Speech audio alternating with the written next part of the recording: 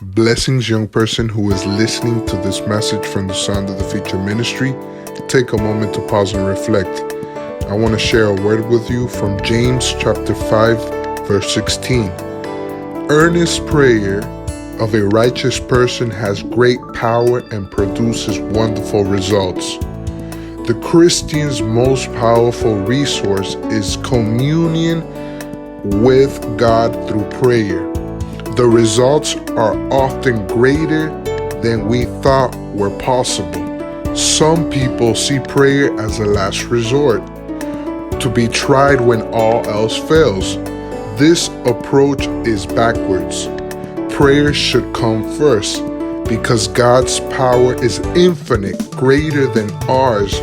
It only makes sense to rely on it, especially because God encourages us to do so. In Jesus' mighty name, amen.